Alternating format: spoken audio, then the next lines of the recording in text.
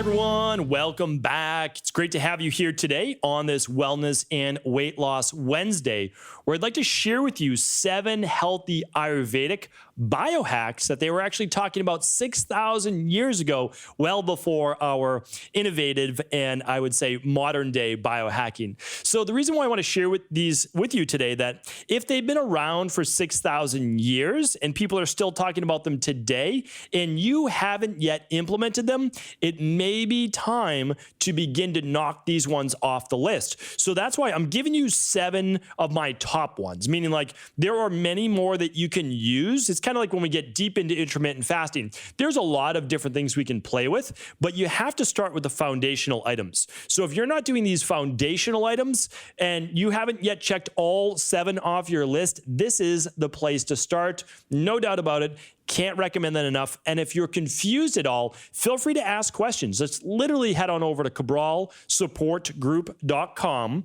which is our free private Facebook group, almost 11,000 people in it. They just ask questions. We give answers. We're happy to help. Feel free to also share any successes and cheer others on as well. And so again, really amazing group. Hopefully you'll head on over there. It's completely free. And the nice thing is there's different people at different stages of their health journey or weight loss journey or anti-aging. And you can kind of see, who you connect with them, and then again, share other people on who are just getting started, and you'll be taking yourself to that next level, I'm sure, within the next couple of months. So, all right, let's get started. Again, these are really 7 foundational ones that have been around for 6,000 years, way back in Ayurvedic-based times, and we do want to make sure that we are taking advantage of them because these are, without a doubt, the ones that you can't skip over, right? You can skip over some of the fancy ones, but you can't skip over the foundational ones because it will come back to bite you. All right, so let's get right into it. The first one is this. And this is one that's often overlooked because people don't know when to really consume their water. But I want you to think of it this way. So the tip is this: drink about 75% of your water the first half of your waking day. Somewhere between 2/3 and 75%, right? So the vast majority the first half of the day. I'm going to share with you why. So, because again, the statement's like, okay, fine. A lot of people just say, well, just list them. Well, if I list them on social media, people, they won't do anything really with them because they don't understand the context behind it. So why would Ayurveda and a lot of these, I even learned this way back in bodybuilding days, is like that's when you drank your water. I want to share with you why. So when you go after dinner, let's say dinner ends at 6 o'clock. Maybe you have a little bit more water, but probably not too much more water because a lot of people don't want to wake up at night and have to urinate. It makes total sense. I totally get it. So let's say you drink your last amount of water with dinner. All right. Now, let's say that it's 6:30 at night. Fine. Now, let's say you wake up at 6:30 in the morning. You've gone how long? 12 hours. You've gone a half a day without any water. Keep in mind, 2/3 your body is water, about 2/3. So now when we look at that, we say, you've gone half your day without water. And a lot of people, what do? They don't drink anything when they start their day. And then what do? They drink coffee. And coffee is not going to be as hydrating as, well, water. So what happens? They might go all the way until 10, 11 o'clock before having some real water. Think about it. Most people go 12 to 14 hours overnight without real hydration. So this is why when you wake up, the majority of the water should actually be really before, think about it, before 2 o'clock, 2 p.m. That's really what you want. And I would even say a third or more should be within the first couple hours after waking. Here's why. And it's not difficult. So when you wake up, you really want to hydrate your body. The first thing I do is I brush my teeth and brush my tongue or use a tongue scraper. And the reason why I do that is that I don't want to drink water right when I wake up and flush the bacteria that's grown in my mouth overnight down my esophagus into my stomach to putrefy there, okay? So the first thing I do is I wake up. I've said this before, part of my morning routine is I just put a little water on my face, nothing too vigorous. I'm just waking up, right? Wash my eyes a little bit with water, and then I brush my teeth, brush my tongue, and then I grab some water. Now, the water that I drink, though, is for me, again, you don't have to do exactly this. What I do is I do a little bit of sea salt to taste, okay? If it tastes too salty, I did too much. So I do just a little bit of sea salt. I can always add more. And then I do some lime. It's delicious. It tastes good because regular flat plain water, I'm probably not going to want to drink. But I add some sea salt. I add a little bit of lime. I stir that up. And typically what I do is, because I don't put my daily fruit and vegetable blend in my smoothie, I typically take it then. Because now I have some flavor. And it's not going to break my fast because there's no sugar in it, right? There's nothing to spike my blood sugar, right? And it's not going to turn on digestion because what am I having? Micronized particles, right? So what I'm doing is just hydrating my body, and that's what I like to do. It has some flavor to it. You don't have to. You could just have a glass of water. Totally fine, right? You can add a little sea salt, a little potassium with a lime or a lemon if you'd like. No problem at all, right? Okay, so that's that. And then what do I do? Well, about an hour and a half later, I'm doing my smoothie, right? Somewhere about an hour and a half later or so. And that's going to have what? Well, for me, a cup or two of fruit, and then I'm going to put in 20 ounces or so water. That makes about a 32-ounce smoothie. So now what did I do? Well, I had about a 12-ounce glass of water when I woke up, and then another 32-ounce smoothie that I drink slowly over the morning until about 9:30, 10 o'clock. So what is that? Well, I'm getting now about 45 ounces of water. And how much is that if we divide it by 8?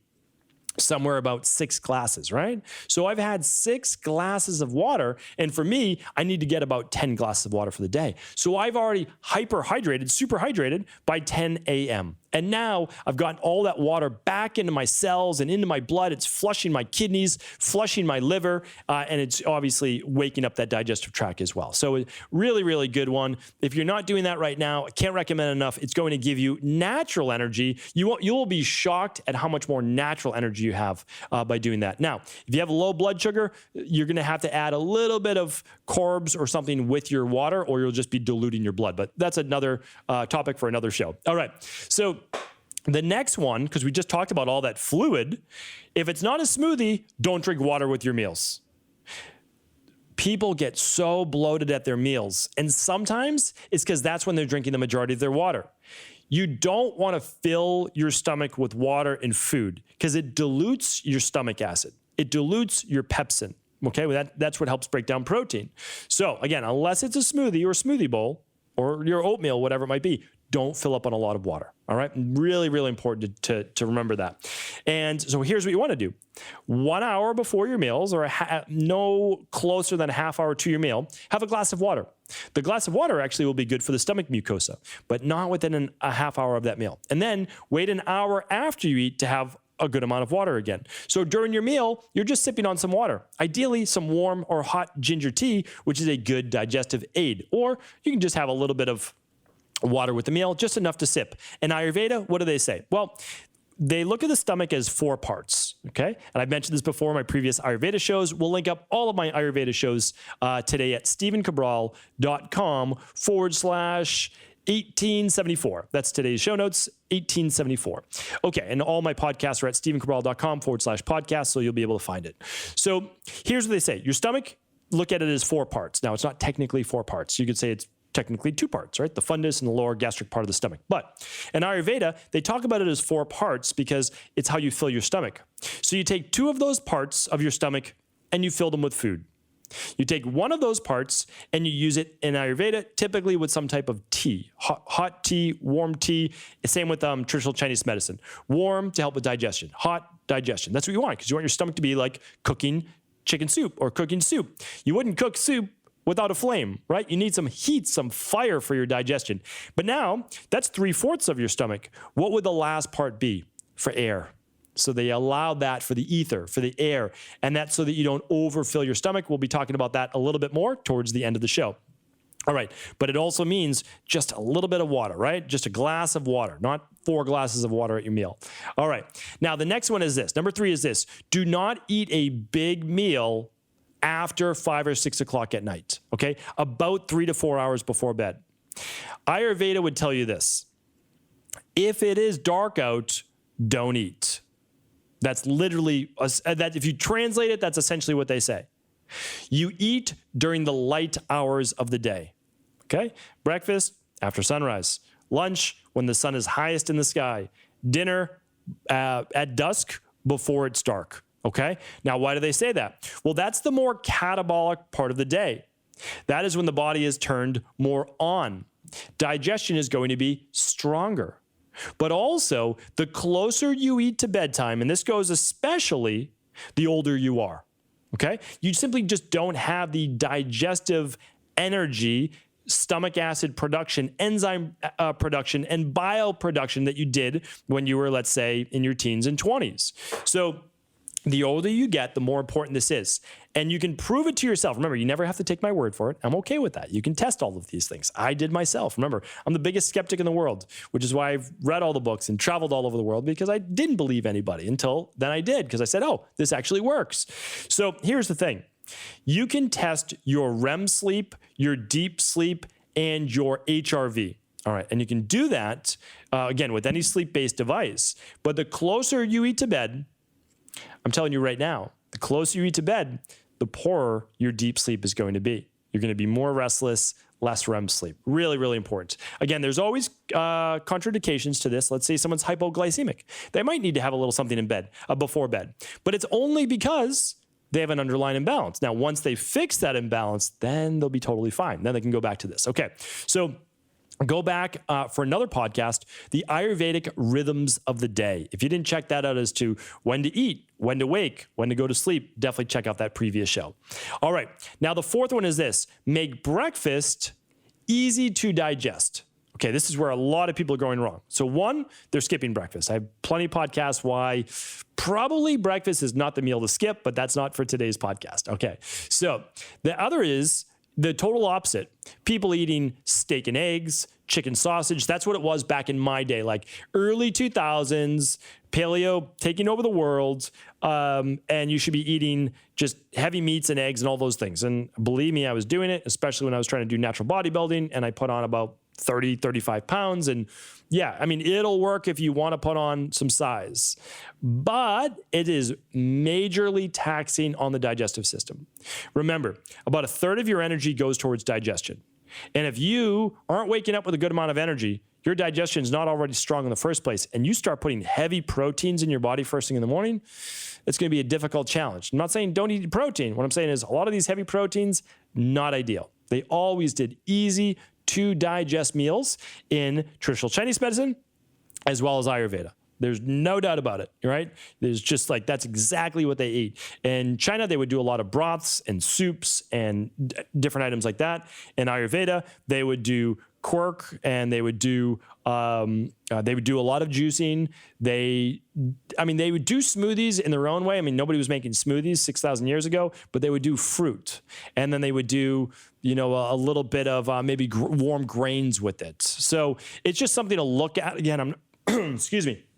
I'm not recommending that you eat a lot of grains at breakfast, although I will tell you that people who are at a proper weight for them can see tremendous benefit maybe with a little bit of oatmeal, especially during the warmer months. So something to look at. Again, I've done a whole podcast on the best breakfasts that you could possibly do for your body. And again, you can put it to the test. Try it out for 3-4 weeks. See how it does for you.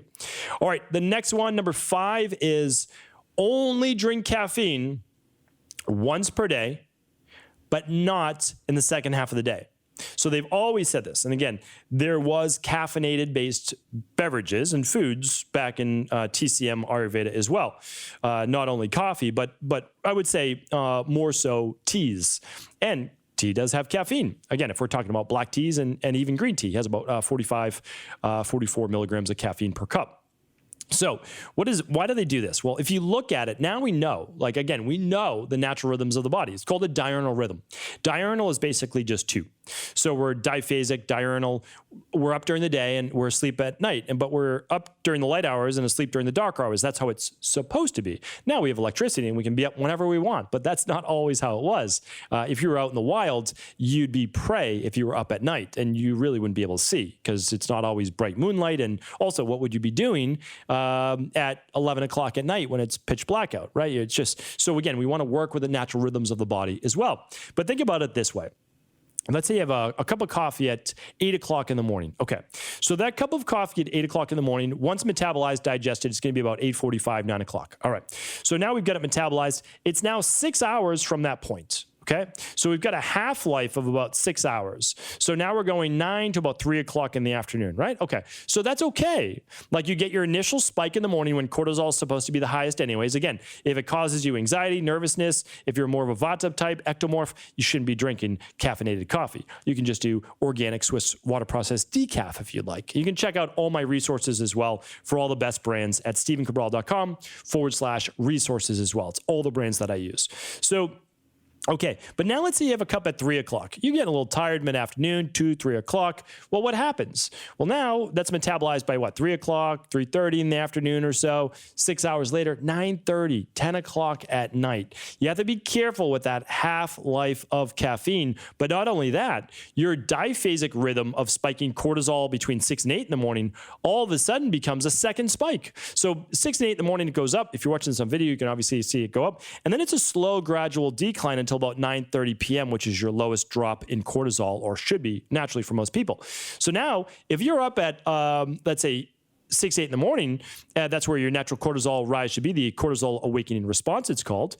And then it goes down, and then you spike it again mid-afternoon. That is abnormal. That is adding greater stress hormones to your body multiple times per day, and will most likely affect your melatonin, serotonin production as well. Be careful with that, okay? Be careful.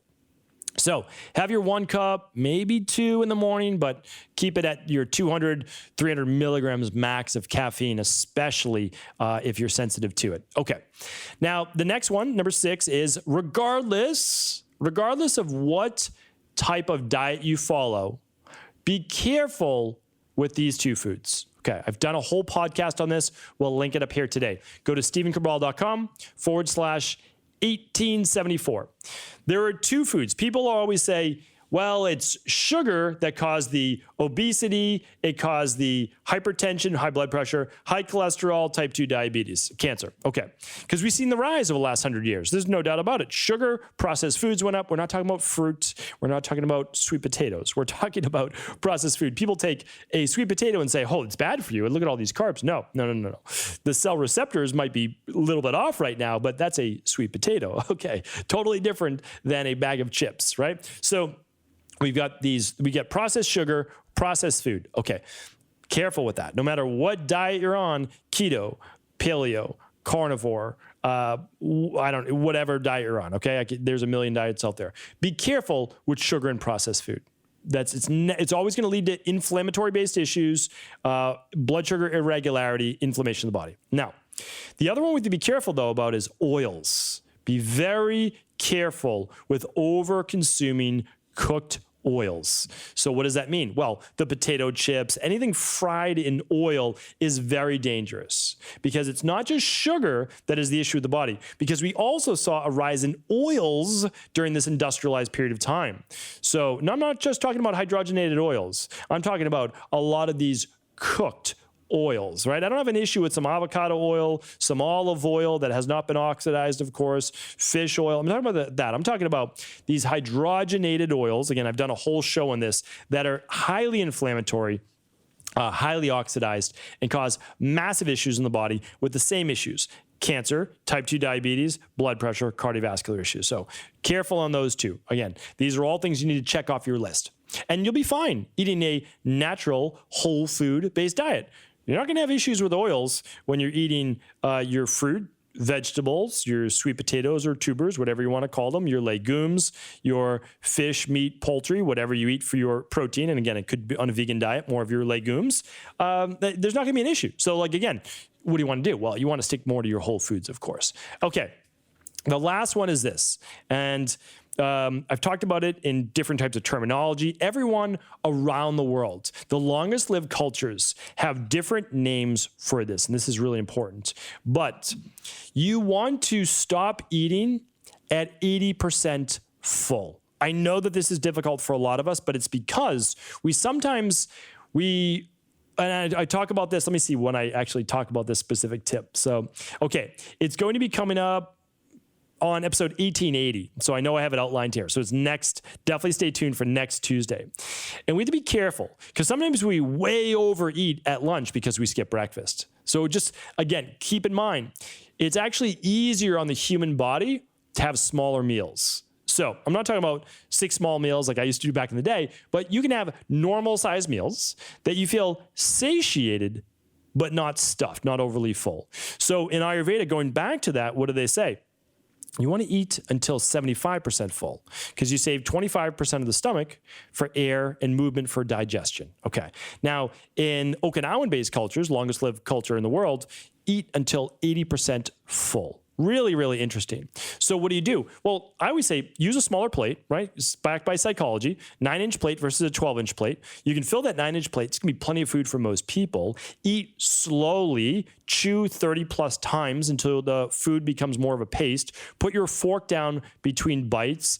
Have a nice, slow conversation with people while eating. Don't stand while eating. Just take 20 minutes, slow digestion meal. Be more mindful while eating.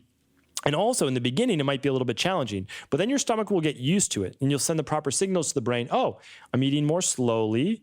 Oh, I'm actually getting full. I feel satiated. I'm good. And then if possible, this is just kind of a bonus tip, go for a 10, 20-minute walk after you eat. Slow, not a power walk, just slow. And that will help improve what's called postprandial glucose levels, so your blood sugar won't spike as high. And it will help with overall digestion. So hopefully these 7 healthy Ayurvedic biohacks in terms of eating are helpful. Again, check them off. Just make sure you're doing all of these things on a daily basis before you get to all of the fancy ones that, again, are out there right now. So again, hopefully this was helpful. Always feel free to leave a comment on YouTube, on Instagram. Let me know what you thought. And of course, please do feel free to share the show with anyone you believe it could serve.